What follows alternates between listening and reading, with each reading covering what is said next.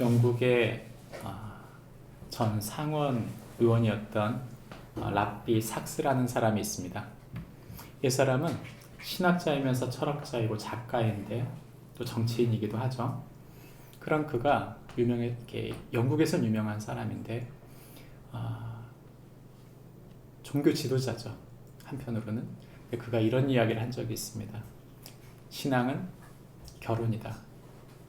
신앙은 사랑받는 미래가 있는 사실을 알고 마주할 수 있는 능력이며 사랑받음으로써 다시 사랑할 힘을 얻는 것이다. 신앙은 결혼이며 결혼은 신앙의 행동이다. 목사님, 저는 결혼하고 싶은데 결혼을 못했는데요. 이렇게 말할 수 있는데 상관없습니다. 여기서의 핵심은 이것입니다. 결혼과 신앙은 맥을 같이 한다는 뜻입니다. 정말 신앙생활을 잘하면 결혼생활을 잘할 수밖에 없어요. 그게 정상이에요. 결혼생활을 잘 못하면서 신앙생활을 잘하고 있다. 이건 비정상입니다. 그건 비정상이죠. 핵심은 신앙과 결혼이 같은 공통점이 5가지 정도 있는데 그것은 약속에 기초한다는 거죠. 그 약속을 지키기 위해 모든 최선을 다하는 거죠. 전인격적인 사랑과 신뢰를 합니다. 모든 자신의 삶을, 내 모든 인격을 걸고 모든 신뢰를 주는 거죠. 뿐만 아니라 이것은 교제권에 가깝습니다. 그래서 깊은 사귐이 그 안에 더 깊어져야 돼요. 이건 또한 순결과 신실함을 요구합니다. 끊임없이 내 안에 불순물을 제거하고 그러면서 그 자리를 지켜내며 변하지 않는 삶을 살 수 있도록 최선을 다하는 거죠. 마지막은 자라가야 됩니다. 시간이 지났는데 이 사람은 여전히 20대고 20대 정신으로 살고 가치관으로 살고 나만 50대다. 얼마나 아이러니겠어요. 시간이 지날수록 성화되면서 서로가 닮아가고 하나 되는 것입니다. 그런 의미에서 신앙과 결혼은 맥을 같이 합니다. 관계 속에서 이런 하나님을 경험하는 삶, 전 그것이 신앙의 본질이라고 생각합니다. 관계와 상관없는 신앙이 있을 수 있는가? 저는 없다고 생각해요. 우리가 아무리 예배를 잘 드린들, 내 삶이 아무리 성공하고 세상에서 어떤 큰 업적, 위대한 개발, 위대한 업적을 세웠다 할지라도 그렇다 할지라도 내게 주신 가족 한 사람도 사랑할 수 없다면 그게 과연 신앙이겠는가? 일이 중요한 게 아닙니다. 하나님은 일 때문에 감동받으신 적이 없어요. 하나님은 사람 때문에 감동받는 분이세요. 그 관계 속에서 하나님의 영광을 받는 분이지 하나님이 어떤 큰 일 때문에 영광을 받으셨다. 전 성경에 그런 걸 본 적이 없어요. 그의 놀라운 업적 때문에 사람들은 그것 때문에 감동을 받지만 하나님은 아닙니다. 중요한 건 관계가 무너질 수 있다는 거예요. 관계가 힘들어요. 사실은 일보다. 사람들이 퇴직할 때 하는 말이잖아요. 일이 어려운 게 아니라 관계가 힘들다. 대부분 많은 사람들이 힘들어하는 건 일이 아니고 관계예요. 왜냐? 관계엔 긴장 상태가 있거든요. 관계에는 하나의 긴장이 있어서 끊임없이 내게 위축감을 주기도 하고 기쁨을 주기도 합니다. 팀워크가 잘 맞을 때도 있지만 때로는 갈등 때문에 서로 싸울 때도 있어요. 그러다가 아예 너무 충돌이 커서 퇴장! 우리 이 판 깨자! 쫓겨나는 사람도 있고요. 관계 속엔 그런 일이 있을 수 있는 거죠. 여러분 생각해보면 우리의 삶이 얼마나 피곤하고 고단한지 몰라요. 그런 관계를 한 사람 한 사람 세우다 보면 참 힘들다. 일이 힘든 게 아니고 관계가 힘들다. 이 사람은 도통 변하지 않는구나. 이 사람은 내가 답이 없다. 답이 없다. 이렇게 생각이 들 때는 그냥 정말 모든 걸 끝내고 싶죠. 근데 여러분, 그 사람보다 더 중요한 관계가 있어요. 하나님과의 관계입니다. 하나님은 우리와의 관계 속에서 사실은 이런 텐션을 가지고 있어요. 이런 긴장 관계를 갖고 있는데 사람들이 그게 잘 느껴지지 않아요. 그러니까 하나님이 언제 우리를 싫어하시고 언제 되게 기뻐하고 좋아하신다 이 생각을 잘 들지 않는다는 게 문제죠. 내가 큐티하면 하나님이 조금 더 기뻐하는 것 같고 오늘 큐티 안 하면 왠지 그 불안한 뭔가 찝찝한 뭔가 오늘 하루가 좀 잘못될 것 같은 하나님이 나한테 뭔가 벌을 줄 것 같은 그런 마음을 갖고 산다면 여러분 우리가 마음속에 너무나 하나님을 협소하게 생각하고 사는 거예요. 내 삶이 전체 속에서 하나님을 더 깊게 들여다보고 내 삶을 깊게 하나님 앞에 나가다 보면 그분과의 관계 속에서 그분이 원하시는 것이 무엇인지가 더 뚜렷해지고 그분이 너무 싫어하시는 게 무엇인지를 더 깊이 깨달을 수 있을 텐데 우리에겐 희한하게도 그런 감각, 식스 센스가 별로 없다는 게 문제입니다. 목사님, 결국 신앙이 강화돼야 된다는 얘기군요. 네. 왜요? 그게 시작이에요. 그 텐션이 잘 지켜지면 내게 주신 소중한 사람들을 힘있게 세울 지혜와 힘을 하늘로부터 얻습니다. 근데 그 텐션이 끊어지면 그 텐션이 단절되어 있으면 무감각한 거예요. 어느 순간 내 생각, 내 말, 내 지혜로 그걸 내 뜻대로 하려고 하는 거죠. 그래서 싸우고 그래서 고집 피우고 별일 아닌데 전 저희 아이들한테 상처를 많이 주는 아빠입니다. 많이 준다고 해서 막 애들을 그건 아니에요. 근데 제 본능적으로 저도 모르게 하는 입에서 툭 튀어나오는 말들이 있어요. 전혀 생각하지 못한 말. 근데 그것 때문에 아이가 상처받는 거예요. 그래서 제가 느끼는 생각이 난 답이 없구나. 얼마나 자주 내가 그 텐션을 잃어버리는지. 하나님이 주신 물질로 하나님 주신 자녀를 세워가는 건데 왜 그게 내 겁니까? 근데도 생색을 내고 싶어요. 그거 하나 관리 못해가지고 이걸 또 사게 만드냐? 그러면서 우리는 마음이 이렇게 욱하고 날 때 그래, 네가 그럴 수 있어. 네가 이걸 잃어버릴 수 있는데 이거보다 더 소중한 건 너야. 너 때문에 하나님이 귀한 영광을 받을 거야. 잘 쓰렴. 이렇게 하면 얼마나 좋아요. 이게 안 돼요, 이게. 우리가 연약해요, 그만큼. 우리 부지불식간에 하나님과 연결된 삶이 아니라 끊임없이 우리 속에 잘못된 게 드러나는 거죠. 어떻게 하면 우리의 본질을 세워서 다른 사람들을 꽃피우게 할 수 있을까요? 하나님과 우리의 관계가 꽉 잡히고 기초가 잡히면 하나님이 하나님의 일들을 이룰 수 있겠지만 내 기초이신 하나님이 잡혀있지 않으면 끊임없이 죄인된 우리 속에서 부정적인 말, 부정적인 생각, 내가 주인된 생각, 내가 계산하고 끊임없이 나라고 하는 존재가 모든 우주의 주체인 것처럼 생각할 때 모든 걸 망가뜨리고 부서뜨리는 우리 자신을 얼마나 많이 경험하는지 모릅니다. 하나님의 경고를 어떻게 받아들일까요? 하나님의 경고는 무엇일까요? 그 경고를 받았을 때 우리가 어떻게 반응하는 것이 과연 옳은 것일까요? 오늘 이에 대한 해답을 찾으려고 합니다. 질문에 대한 해답은 호세아서 1장 2절부터 5절입니다. 나누어서 읽습니다. 여호와께서 처음 호세아에게 말씀하실 때 여호와께서 호세아에게 이르시되 너는 가서 음란한 여자를 맞이하여 음란한 자식들을 낳으라. 이 나라가 여호와를 떠나 크게 음란함이니라 하시니 이에 그가 가서 딜라의 딸 고멜을 맞이하였더니 고멜이 임신하여 아들을 낳으며 여호와께서 호세아에게 이르시되 그의 이름을 이스르엘이라 하라. 조금 후에 내가 이스라엘의 피를 예후의 집에 갚으며 이스라엘 족속의 나라를 폐할 것임이니라. 그날에 내가 이스라엘 골짜기에서 이스라엘 하나를 꺾으리라 하시니라. 아멘. 호세아서는 그 당시의 배경과 맥락을 잘 파악하지 못하면 그리고 그 이름의 뜻들이 무엇인지를 잘 정황 파악이 잘 되지 못하면 참 읽기가 어려운 책입니다.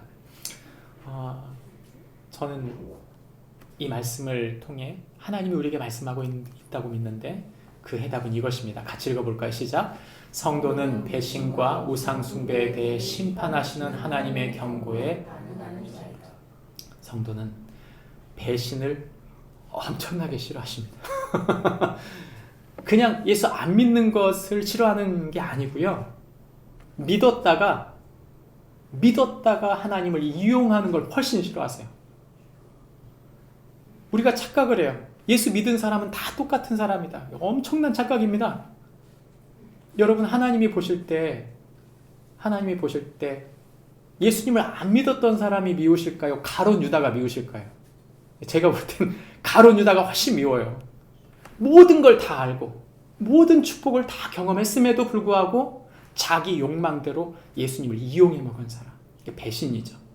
사실 성경에는 우리에게, 예수 믿는 우리에게 말씀하는 거예요. 목사님, 저는 배신까지는 안 하는데요. 맞습니다. 근데 여러분 잘 생각해 보세요. 우리가 환경과 상황과 조건이 안 돼서 그렇지 우리도 얼마든지 뒤통수 칠 수 있고요. 제가 참 무서운 건 뭐냐면 기독교는요, 시간이 지날수록 믿기 어려운 종교예요. 왜냐? 시간이 지날수록 더 하나님을 잘 알아야 하고 더 깊이 사랑하고 헌신하지 않으면 난 하나님을 몰라도 상관없어, 하나님을 사랑하지 않고 거리를 두고 살 거야, 만약에 우리가 그런 기독교인이 된다면 죄송합니다. 그건 배신에 가까워요. 배신에 가깝습니다. 그러니까 기독교는 처음 된 자가 나중 되고 나중 된 자가 처음 된다는 말이 그냥 있는 말이 아니에요. 시간이 지날수록 어려운 거예요. 결혼하고 나서 3년까지가 어려울까요? 30년 지나고 나서 어려울까요? 30년 지나고 나서 훨씬 어려워요. 3년까지는 행복에 빠져 살잖아요. 30년이 지나면 여러분 그때는 의지예요. 의지. 붙들고 사는 겁니다. 이 사람 없으면 죽는다, 그런 마음으로. 그러지 않겠어요? 우리가 결혼을 쉽게 생각한다면 결코 쉬운 게 아니라는 거, 그건 위험한 일입니다. 우상숭배 또 하나는. 우상숭배를 성경은 자주 이렇게 말합니다. 그건 바람피는 거다. 하나님 사랑합니다 했는데 기회가 됐어요. 그래가지고 엄청난 돈을 벌 수 있는 기회가 있어요. 잠깐 한눈만 팔면 엄청난 돈을 벌 수 있는. 근데 그 한눈이 뭐예요? 그게 똑같은 거예요. 와이프 손잡고 가다가 예쁜 여자 지나간다고 계속 쳐다보면 어떻게 될까요? 그날 굉장히 불편한 일 생기게 되지 않겠어요? 똑같은 겁니다. 똑같은 거예요. 하나님은 우리에게 물질이 주인이라고 말하지 않잖아요. 근데 우리 눈에 너무나 자주 저렇게 한번 크게 살았으면 좋겠다, 이런 유혹이 있는 거죠. 마치 우리의 신앙에 가장 큰 적이 있다면 배신과 우상숭배인 거죠. 하나님은 이거에 대해서 경고, 노란 카드를 드는 것입니다. 엘로 카드를. 근데 그 엘로 카드를 던졌는데 그거에 대해서 아무 감각이 없이 그냥 똑같은 방향으로 산다면 어떻게 될까요? 레드 카드를 던지는 것이죠. 중요한 건 신앙엔 레드 카드가 있다는 것입니다. 한국교회의 큰 흐름이 두 가지가 있는데 그건 구원론에 대한 이야기입니다. 그래서 한 번 믿으면 하나님은 절대 우리를 포기하지 않으신다, 이렇게 믿는 사람들이 있어요. 맞죠? 저는 그 말이 맞다고 믿어요. 근데 여러분, 만약 그렇게 믿기로 한 사람이 배신의 카드를 꺼내서 하나님을 이용해 먹기로 한다면 어떻게 될까요? 하나님이 과연 그를 하나님의 사람으로 받아들이실까요? 여러분은 이 세상이 왜 실망한다고 생각하십니까? 저나 우리 때문에, 우리 작은 실수 때문에 상처받아서 교회 떠난 사람 사실 많진 않을 거예요. 세상은요, 더 큰 힘, 더 높은 자리, 아주 소중한 자리를 맡겼던 그 사람이 죄를 지을 때 그 사람 때문에 실망합니다. 그러니까 우리가 안 믿는 사람 얘기 들어보면 그거잖아요. 아니, 목사가 성범죄 하더라, 목사가 그런 돈의 스캔들에 걸려 있더라, TV에 나왔지 않느냐, 이런 얘기 나오면 어떻게 돼요? 기독교의 명예가 실추되면서 하나님을 안 믿는 거예요. 그거는. 그러니까 우리는 작은 일들 때문에 사람들을 잃고 있는 게 아니고요, 큰 일에서 놓치는 거예요, 사실은. 그러니까 우리는 그렇게 생각합니다. 나는 큰 사람이 아닌데요, 나는 그런 목사님도 아니고 난 그렇게 큰 사람이 아닌데요. 그렇죠. 그런데 중요한 건 우리에게 딸려있는 사람들이 있다는 것입니다. 제가 만약에 이 동네에서 동대표고 목사이고 상가 임차인 회장인데 별걸 다 하고 있어요. 저기 어디 계단 밑에서 제가 술 먹고 담배 피고 있는 걸 누가 봤다고 보세요. 그 소문이 여러분 삽시간에 돕니다. 여기. 그러지 않겠어요? 아, 그 교회는 썩어 빠진 교회라고, 그 목사 그거 하고 있었다고. 그러지 않겠어요? 저라고 하는 사람을 통해 이루는 영역이 있는 거죠. 마찬가지입니다. 반드시 하나님께서 우리 각자에게 주신 하나님의 자리와 하나님의 계획이 있는 거죠. 중요한 건 이것입니다. 그런 경고. 하나님은 우리에게 먼저 경고를 주신다는 거예요. 그 사람들에게도 경고 주셨을 것입니다. 그 사람은 그 사람이고, 중요한 건 나예요. 내가 어떻게 살 것인가? 내가 그 경고를 통해 어떻게 반응하고, 그래서 내가 심판의 길로 갈 건지 아니면 더 모든 사람들을 꽃피우는 길로 갈 것인지를 결정하는 일이라는 거죠. 성경은 호세아서인데, 호세아서의 핵심은 하나님의 신실한 사랑입니다. 이렇게 말하면 꼭 이렇게 질문하는 사람이 있어요. 하나님이 우리를 사랑하는데 어떻게 버리실 수 있습니까? 꼭 이렇게 말하는 사람들이 있거든요. 사랑이면 끝납니까? 하나님은 사랑하기 때문에 정의를 포기하시는 분입니까? 아니에요. 하나님은 정의를 절대 포기하지 않는 분입니다. 동시에 하나님은 절대 사랑을 포기하지 않는 분이에요. 어떻게 해야 될까요? 하나님이? 사람들이 범죄했어요. 하나님은 그들을 사랑하세요. 근데 그 죄에 대해서 대가를 치러야 돼요. 그래서 그 대가를 누구로 치르셨어요? 바로 예수 그리스도로 치러버린 거예요. 제가 아버지가 되고 나서 느낀 게 하나 있어요. 내가 피곤하고 내가 고난받고 내 몸으로 때우면 모두가 화평하다. 근데 내가 때우지려고 하지 않으면, 내가 고난받을지 않으려고 하면 모두가 불편해요. 모두가 불편하게 되어 있어요. 저는 그런 가정에서 자랐어요. 물 한 그릇 떠와라. 그러면 다 떠와지고, 발 씻어라 하면 발 씻고, 옷 벗겨라 하면 술 취한 아버지 옷 다 벗기고. 난 그렇게 난 나이 들어서 분명히 우리 자식들이 그렇게 해주겠지? 아니요. 지금도 하고 있어요. 우리 애들이 아빠 물 마시고 싶으면 갖다 주고, 아빠 뭐 먹고 싶으면 해주고. 왜요? 성숙한 사람이 하는 거예요. 그게 하나님 나라입니다. 내가 대가를 치르면 모든 것이 편해져요. 근데 문제는 뭐냐? 그 대가를 무시할 때 모든 게 바뀌어요. 하나님의 모든 은혜는 예수 그리스도의 십자가로 통과해야 됩니다. 그 정의를, 우리의 죄를 씻는 곳이 십자가이고, 우리가 바르게 설 수 있도록 바른 기준선을 주신 분이 예수님 그리스도의 십자가이고, 우리를 완벽한 하나님 나라를 만드는 통로가 십자가예요. 근데 그 십자가를 무시한다면 어떤 일이 벌어질까요? 더 이상 그는 하나님의 긍휼을 받을 수 없는 존재가 되는 것입니다. 제가 그래서 자주 드는 비유가, 만약 누군가 내 아들의 심장을 필요로 해서 내 아들의 심장을 빼서 그에게 줬는데, 그럴 일은 없겠지만 빼서 줬는데, 만약 그 사람이 그 심장을 줬음에도 그 심장을 우습게 보고 자기 생명을 우습게 본다면 어떻게 할까요? 저는 눈이 돌아버릴 것 같아요. 그러지 않겠어요? 하나님이 당신의 아들의 심장을 꺼내서 우리에게 주셨는데, 우리가 그 아들의 심장, 그 십자가를 보면서도 그럴 수 있지? 만약 그렇게 산다면 저라면 용서가 안 될 것 같아요. 여러분, 하나님이 우리를 향해 사랑한다는 그 말은 결코 그저 무조건적으로 그냥 네가 무슨 짓을 해도 다 그렇게, 절대 저는 그게 아니라고 믿습니다. 하나에 걸려 있어요. 그 하나가 우리의 모든 걸 바꾸는 핵심이고, 그 하나가 우리의 모든 것의 전체의 가장 소중한 것입니다. 그것이 그리스도의 십자가라고 믿습니다. 성경은 우리에게 우상 숭배와 배신을 이길 수 있는 힘을 주시는데, 그게 십자가라고 말하고 있는 거죠. 호세아서 전체의 이야기가 있습니다. 호세아, 무슨 뜻일 것 같으세요? 호세아 이 말과 헬라어 예수님의 이름 예수와 같은 말이에요. 그래서 호세아와 예수와는 같은 말입니다. 구원. 우리를 구원하시는 하나님, 우리를 사랑하시고 당신의 정의를 이루신 하나님이 어떤 분인가를 보여주는 게, 당신의 신실한 사랑은 뭘로 나타난다? 예수, 구원으로 나타난다. 그걸 보여주는 게 호세아인데 이 호세아서의 1장이 오늘 우리가 다루는 본문입니다. 1장이 전체의 가장 중요한 본문이기도 하고 1장이 스토리상으로 가장 이해하기 쉬운 본문입니다. 왜냐? 결혼에 대한 이야기거든요.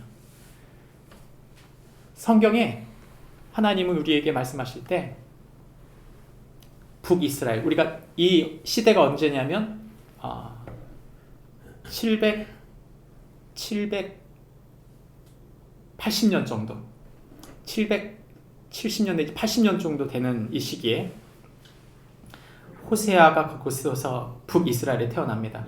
북이스라엘 선지자로 부르심 받습니다.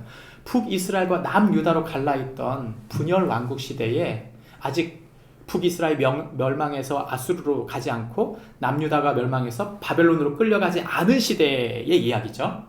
근데 이 시대의 이야기에 호세아의 이 사역은 이 곧 끌려갈 바벨론에 망할 북이스라엘에서 30년 넘게 40년 가까운 세월 동안 사역을 했어요.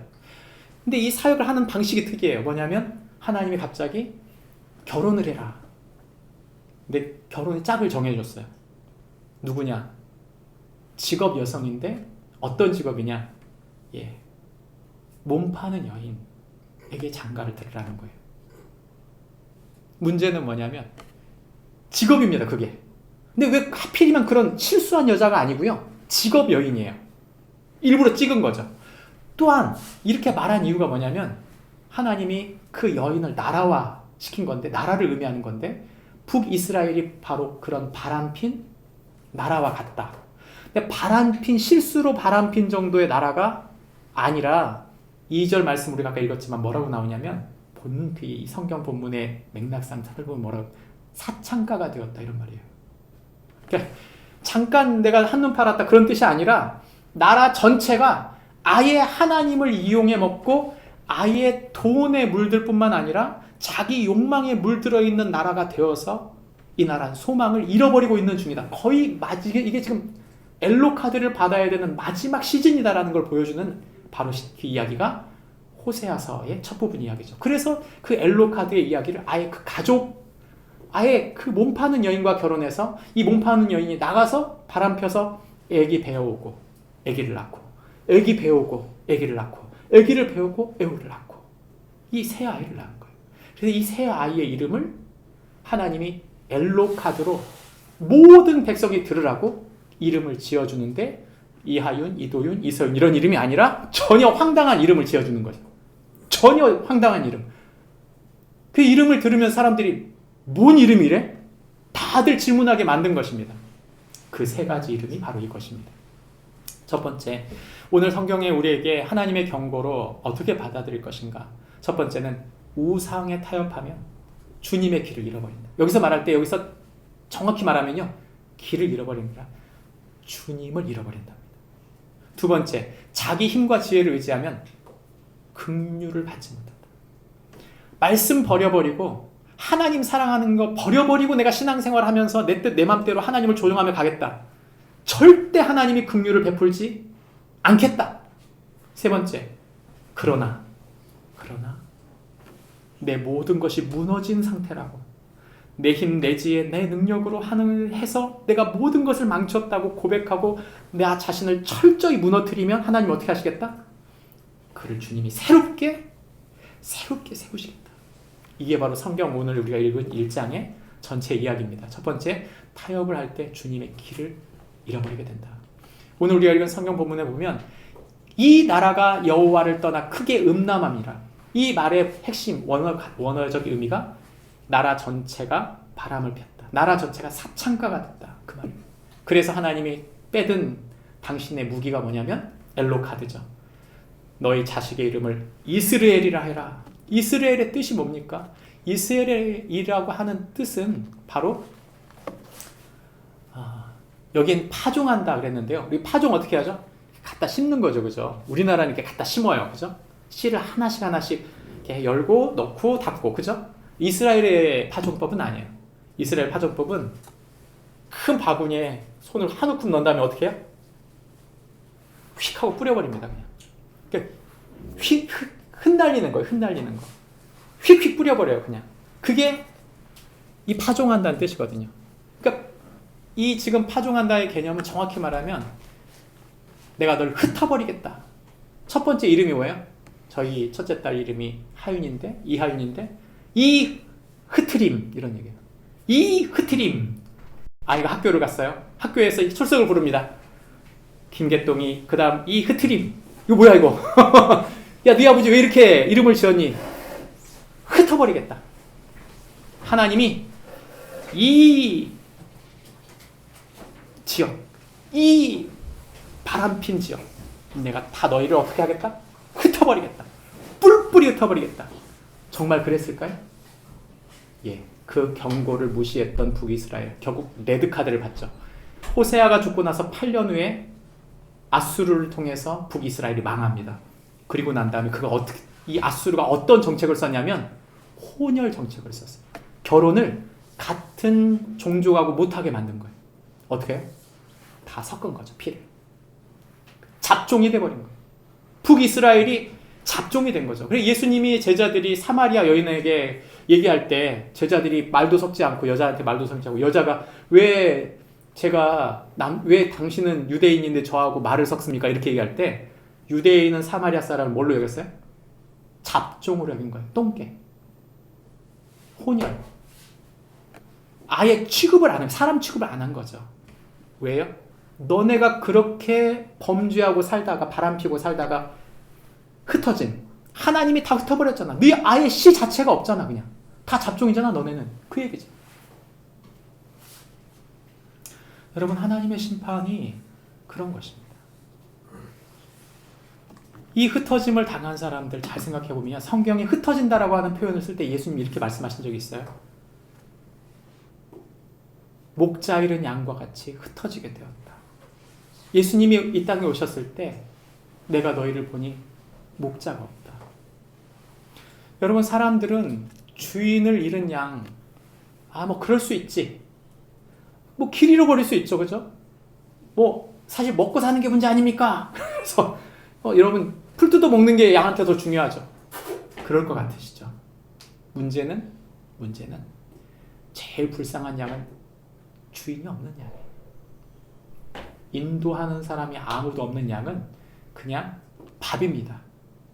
그냥 밥이 수풀을 지나가 다니는 거예요. 그래서 에스겔서에 뭐라고 말했냐면 에스겔서 34장 5절에 목자가 없으므로 그들이 흩어져서 모든 들짐승의 밥이 되었도다. 여러분, 세상에 어떤 사람이 제일 불쌍한 사람일까요?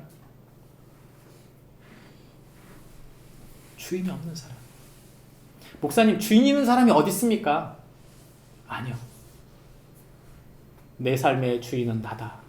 그 사람이 제일 불쌍한 사람입니다. 그 사람이 제일 불쌍한 사람. 여러분, 강아지 중에 유기견 보시면 어떠세요? 유기견들 깨지재하게 막 해가지고 막 이것저것 쓰레기통 뒤지고 있으면 어떻게 보죠, 사람들이? 아이고 귀엽다 이놈 하면서 막 가고 쓰다듬어 주나요? 진짜. 그러면서 피하죠. 걔가 왜 그렇게 됐어요? 딱 하나가 없어서 그런 거예요. 딱 하나가 없어서. 주인 없으면 유기견입니다. 주인 없으면 유기견이에요. 그 불쌍한 거 아닙니까? 똑같아요. 이 세상에 유기된 사람들 주인이 없어요. 사는 걸 보세요. 사는 걸 보시면 나 하나 믿고 살아요. 호롤단신.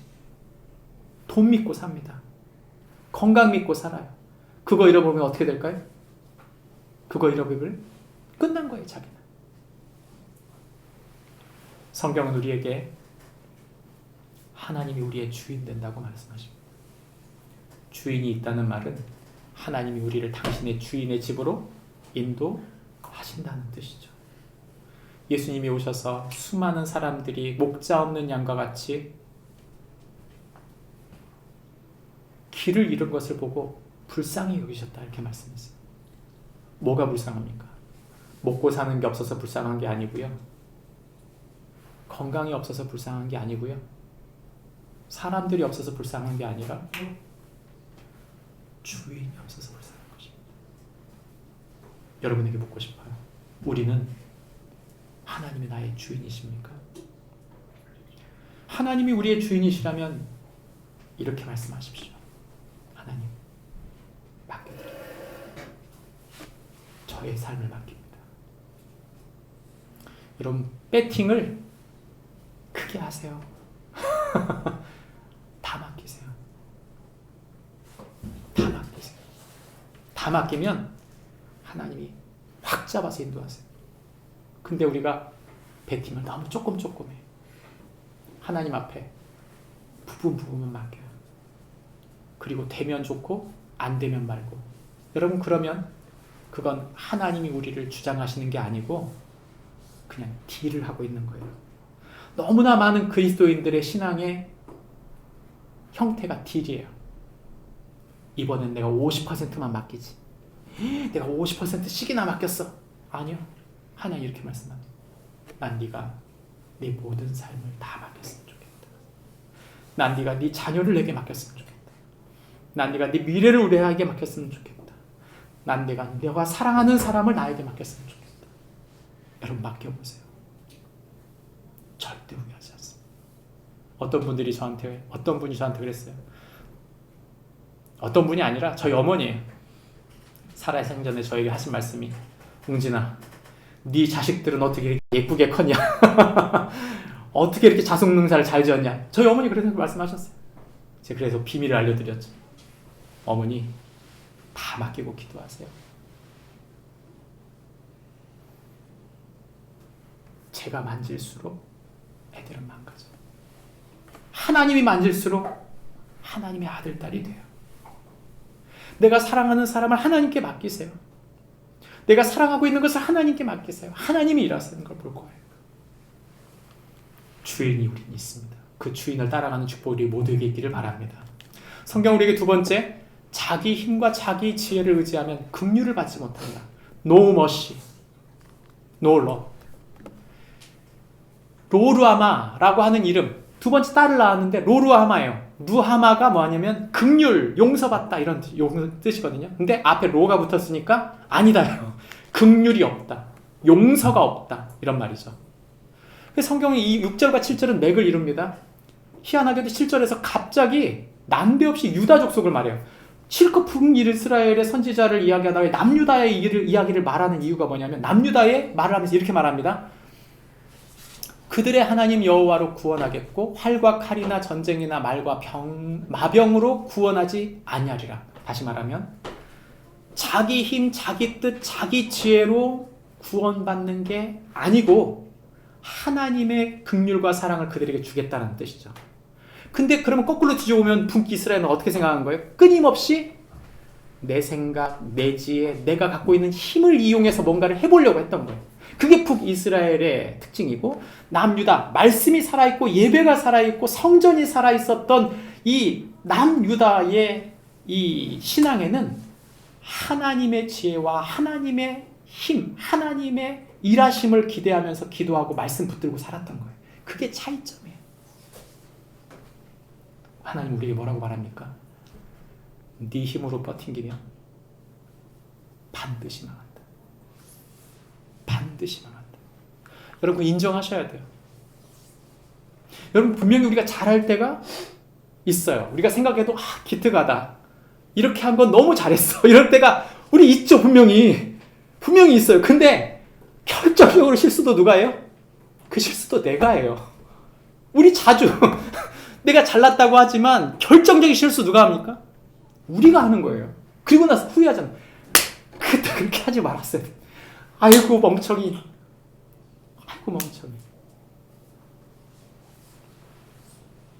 제가 존경하던 그 군대에 있을 때 선임하사 한 분이 차를 새로 사셨어요. 이 선임하사님이 장비과였거든요. 이게 기계 다루시는 분이에요. 차를 사셨는데 세팅을 다시 하고 싶은 거예요. 자기가 장비를 잘 다루니까. 그거 해가지고 차를 사가지고 새 차에다가 막 해가지고 막 우리한테 도우라고 그러고 사병들을 써가지고 막 자기 차를 막 수리하는 거죠. 막 하다가 어느 한 곳에 가다가 드릴을 뚫었는데 차가 빵꾸가 뽕 나는 거예요. 바깥으로. 그런데 나오셔가지고 나라 이름 표정 있죠. 이렇게 잡더니 아이고 하시는 거예요.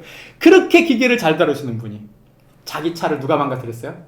자기 기술로. 그분은 항상 무표정한 분이거든요. 이름도 기억해. 김현철 상사님. 나라 이름 표정. 그 기계를 잘 다루시는 분이 자기 그 실수 하나로 차에 그 빵꾸를 뚫어놓고 난 다음에 자기가 그 표정, 그 어쩔 줄 몰라 하는 표정. 우리 어때요? 우리 똑같아요. 결정적 실수는 어디서 와요? 우리가 해요. 왜요? 하나님이 뭐라고 말하는지 듣지 않아요. 하나님이 뜻하시는 것이 무엇인지를 생각지 않은 다음에 내 맘대로, 내 뜻대로 막 하고 난 다음에 결정적으로 맞고 난 다음에 내가 망쳤구나. 내 자식을 내가 망쳤구나. 내 비전을 내가 망쳤구나. 내가 그런 실수를 했구나라고 내가 고백하게 된다는 거죠. 우리가 우리 그 자신을 보는 것입니다. 그 얘기하는 거예요. 로루아마, 긍휼이 없다. 거긴 자비가 없어요. 이 로루아마, 이 말 속에 하나님은 관계, 이 루하마라는 관계는 부모와 자식 관계거든요. 여러분 자식 안아줄 때 있죠. 그 부모 따뜻한 거예요. 근데 여러분 부모가 항상 자식이 안아주고 싶습니까? 예, 우리 집에도 사춘기 아이가 하나 있는데 정말 뚜껑이 열리게 만들 때가 있어요. 창의적인 방법으로 창의적인 방법으로. 근데 참 그래요. 그렇게 밉다가도 가만히 생각해보면 그래, 내가 그때 그 한마디를 잘못했지. 그래, 내가 꼭 그런 사람이었지. 그런 깊은 쓰라림을 보는 거죠. 여러분, 우리는 사실 예수 그리스도의 십자가의 긍휼과 그 은혜로 새롭게 된 사람들이에요. 우리가 예수님의 십자가의 은혜를 잃어버리는 순간, 여러분 이건 아예 전원과 같은 거예요. 전원과 같은 거. 스위치 하나 딱 끄면 딱 끝납니다. 깔끔하거든요. 뭐 갈등할 필요가 없어요.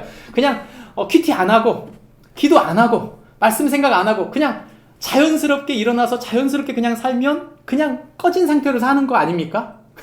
그러다 한번 큰 실수하고 나면 그때 갑자기 이거 잘못했는데 하고 스위치를 그때 막 켜려고 하죠. 그거 아니에요. 우린 기억해야 돼요. 아침에 일어나서 저는 제일 먼저 엉덩이를 하늘로 들고 무릎을 꿇습니다. 하나님, 제 인생을 망치는 가장 큰 원수가 하나 있는데 마귀도 아니고 우리 자녀도 아니고 다른 사람이 아니라 저 자신.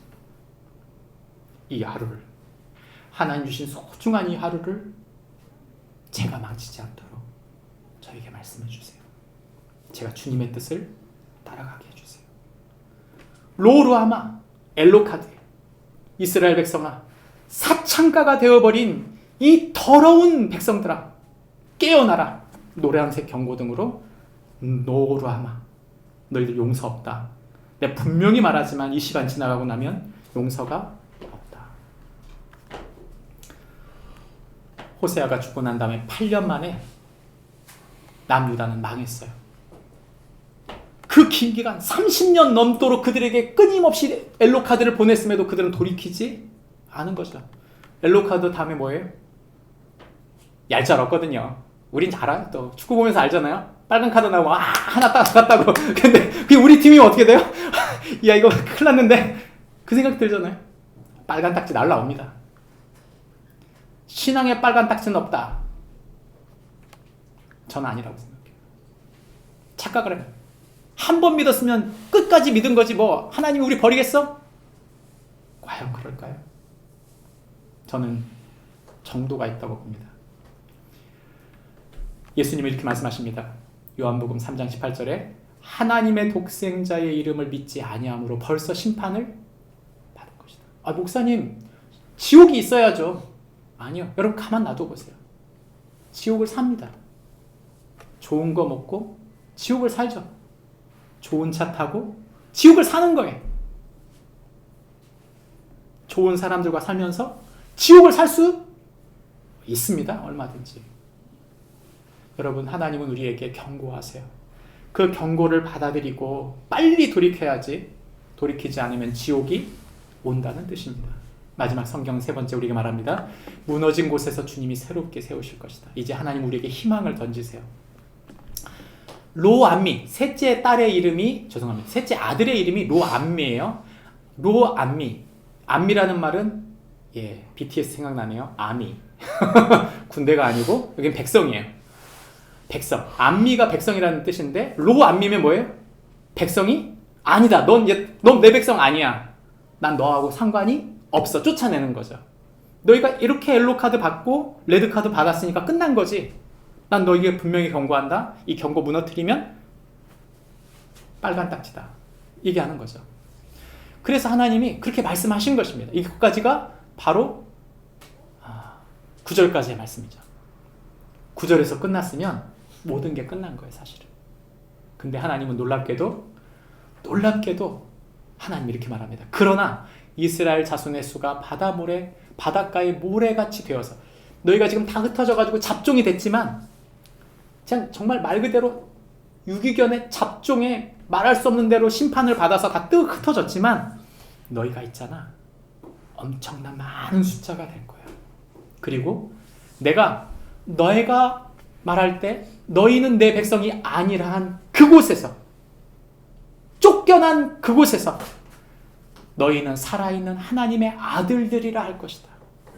내가 너희를 다시 새롭게 세우게 될 거다.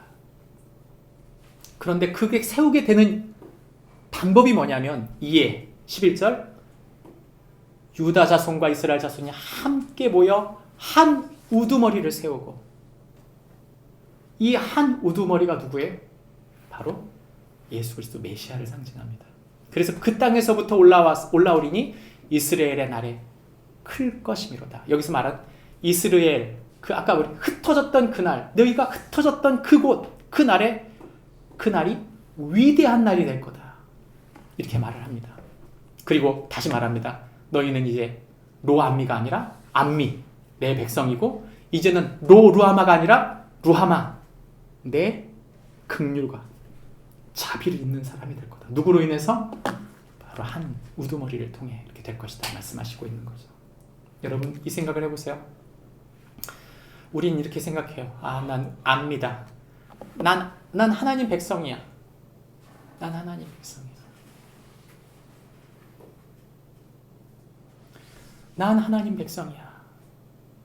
근데 여러분, 그 마음에 하나님 백성인데, 하나님 백성의 겉은 하나님 백성인데 속은 역행하고 있는 거죠. 그 신호, 내가 역행하고 있을 때 그 신호를 감지하고 그분 앞에 엎드려서, 하나님, 저는 못합니다. 제 것이 아닙니다. 하나님 돕지 않으면 도저히 할 수 없습니다. 이 비전과 이 일들과 이 사람을 감당할 수 있는 힘과 지혜는 오직 하나님께 있습니다. 나는 완전히 무너뜨리겠습니다. 그때 하나님이 새롭게 세운다는 것입니다. 여러분, 재건축할 때 어떻게 하죠? 재건축의 시작은 뭐예요? 좋은 자재를 사서, 좋은 자재를 갖고 들어가서, 좋은 자재를 덧붙여서, 좋은 자재로 모든 것을 다 새롭게 했다. 그건 재건축이라고 말하지 않고요. 그건 리모델링이라고 하죠. 겉을 붙인 거예요. 그건 리모델링 한 거지 재건축이 아니에요. 재건축은 뭐예요? 완전히 부시는 겁니다. 내가 갖고 있던 모든 생각, 내가 갖고 있던 모든 가치관, 내가 갖고 있던 모든 습관을 다 다시 깡그리 걷어내는 거예요. 지하 바닥까지 완전히 파댕기는 것입니다. 저는 롯데타워 세울 때 그 아래 본 적이 있거든요. 지하로 내려가는 제가 기억하기 지하 8층인가? 와, 무지막지하게 파도군요, 진짜. 물이 막 쏟아 나오는데 그래도 파요, 막 물 뽑아내고. 와, 여러분, 높이 올라가면 제일 먼저 하는 일이 뭐예요? 무지막지하게 파는 거예요. 모든 걸 파댕겨야 돼요. 많은 그리스도인들이 예수 믿으면서 덧붙이려고 그래요. 그냥 이거 조금 가져오면 되겠지, 조금 기도하면 되겠지, 조금 말씀 보면. 아니요, 기초는 뭐냐면 회개예요. 다 파댕기는 거예요. 완전히 깡그리. 뭐가 잘못됐구나. 여러분, 잘못됐으면요, 다 뜯어내야 되는 것입니다. 그게 시작이에요. 여기서 말할 때 무너뜨린다고 말한 거죠. 그래서 무너뜨리는 것입니다. 무너뜨려야 구원받아요. 여기서 말하는 성경 말씀에 로시 에하드. 목사님 잘못 읽은 건 아닙니까? 히브리 말은 거꾸로예요. 히브리 말은 거꾸로. 그래서 로시 에하드라는 말은요, 왕, 그냥 왕이 왔다는 말이 아니라 첫 번째 왕이에요. 여러분, 왕 중에 왕을 황제라고 하죠. 그러니까 예수님은 모든 왕의 왕이시다. 그 왕이 모든 걸 새롭게 세우겠다, 이렇게 말씀하고 있는 것입니다. 여러분, 생각해보면 요즘 제가 어제 보니까 이란을 공습했더라고요. 미국이. 참 깡패예요. 놀라운 나라예요, 진짜. 와, 화폐전쟁 보면서도 제가 미국은 정말 기가 막히고 코가 막히는 나라다. 중국 따돌리는 거 보면, 중국 망가뜨리는 거 보면 정말 기가 막히는 나라예요, 정말. 중요한 건 여러분, 제가 느끼는 건 뭐예요? 힘이에요. 서열을 정하는 건 짱 아닙니까? 짱 먹으면 끝난 거 아니에요? 지금 패권이 그래요. 근데 여러분, 예수님은 뭐예요? 모든 나라의 왕이시다. 이 한 우두머리라는 원어적 의미가 그런 왕 중에 왕이시다. 그래서 멜레크라는 왕이라는 말, 그분은 새로운 차원의 지도자시다. 그분 우리가 생각하는 지금까지 경험했던 그런 왕이 아니라 완전히 새로운 나라의, 하나님 나라의 왕이시다. 그 왕이 우리를 다스리시고 그 왕이 우리를 경영하시면 하늘의 놀라운 계획을 당신이 이루어 가시는 것입니다. 전 여러분에게 묻고 싶습니다. 예수님은 당신의 왕이십니까? 예수님은 우리의 모든 일거수일투족에 함께 계시면서 우리의 삶을 주장하시는 분이십니까? 그분은 왕 중의 왕이십니다. 그분은 우리를 완벽하게 다스려 주시는 우리 하나님이십니다. 그 왕 자리에, 그 자리에 내 마음의 한 자리, 가장 귀한 그 자리를 예수님께 드림으로 하늘의 계획을 날마다 순간마다 우리의 삶 속에서 힘있게 일으키는 축복이 우리 모두에게 있기를 주님의 이름으로 축복합니다. 기도하겠습니다. 하나님 아버지, 감사합니다. 우리에게 약속하신 하나님의 약속,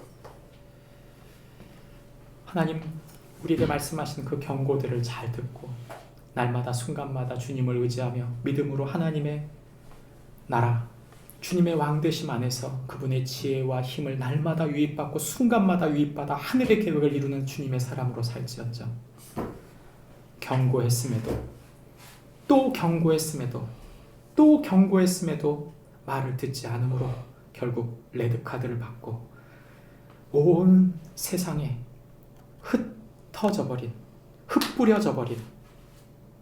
북이스라엘, 잡종이 되어버린, 혼혈이 되어버린, 유기견이 되어버린, 목자 잃은 양이 되어버린 북이스라엘처럼 살지 않도록 우리를 인도해 주옵소서. 예수님의 이름으로